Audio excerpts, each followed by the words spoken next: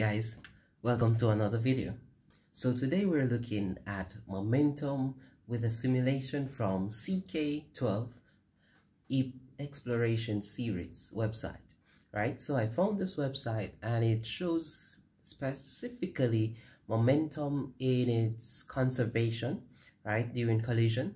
And I think it's very good in order to depict what momentum conservation really is, right? So let's take a look and see how best we can actually learn from this website. So here we have two bumper cars, right? A blue one and a red one, right? So we can change the masses of both cars as well as their velocity. And we notice that red car has a negative velocity, meaning that we're going to actually send it to the left. The blue one has a positive velocity, meaning we're going to actually send it to the right. We can change the type of collision here where bumper is by selecting bones, meaning that it will actually be elastic, and if it's locking, then that means that is inelastic. We have two graphs to show the conservation of momentum on your left side and the conservation of energy on your right side. All right, so let's go with elastic collision. All right, so first thing, we're going to actually allow both cars to have the same mass and same velocity, just different direction. So let's play and see what happened here. So we have two cars coming in. We notice they bounce off, right? So let's look at our graphs here. So this is a conservation of momentum, right? So we notice that the blue car had the momentum before, momentum after for the red car. Then after collision, the blue car changes direction, so that's why the momentum is in the next direction, and the red car also changes direction, so it sends it in the positive side. All right, so that's for that. And then let's look at the energy one, right? So we notice that the energy before is actually equal to the energy to after, right? So this is very important when it comes to elastic collision, that the momentum before will equal to momentum after. All right, so let's do one change here. Let's take the mass of the blue car to be 100, right? And the red car remains at 200, same speed, right? And let's go. All right, so we notice that the lighter one actually bounced off very fast. All right, so let's look at that momentum, right?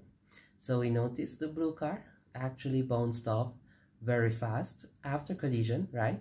And the red ball moved a little bit slower to the opposite direction, right? So that is very important in terms of momentum as well. Once the car is lighter, once the object is lighter, all right, if both were going initially at the same speed, then it will bounce off faster than the heavier one. All right, and then same thing for our energy conservation. Notice the value is still conserved. It's just changed between the red and blue one before. So before, red had more velocity, kinetic energy, because it had a bigger mass, right? Remember, kinetic energy is half mv squared. But after now, because the blue car moved with a higher velocity, right, it now had more of the kinetic energy. All right, so let's look now at if they were locking.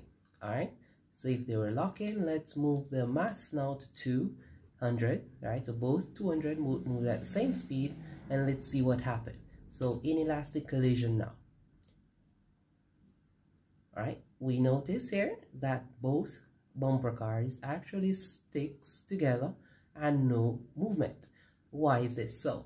Let's look at the graph for momentum to actually see why. So we notice here that the momentum of the blue car is the same as the momentum of the red car before collision. The only difference is that they have different signs because their velocities were going in two different directions. So that means because they have the same mass and same velocity, when we add these, we get 0. right? So the zero total momentum before equals zero total momentum after. So that's why the cars did not move. All right, let's look at the energy. Notice they had kinetic energy before. After, because they're not moving, they had no kinetic energy, right? Let's now move. Let's do this one now. The red card, in this case, let's make it 100.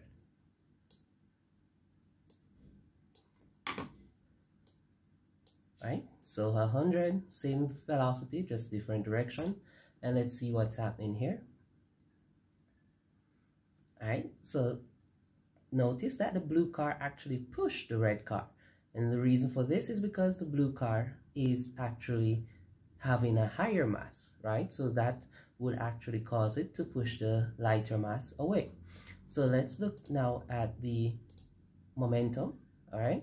So we notice opposite directions because the velocities were opposite, right? The blue car had more velocity because it had a higher mass, right?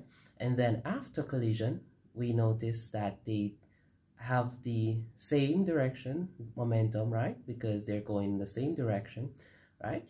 And now let's look at the kinetic energy. We notice here they had the total kinetic energy was high before collision, right? Then after collision, it actually was reduced, right? Because they were moving, they now have a kinetic energy.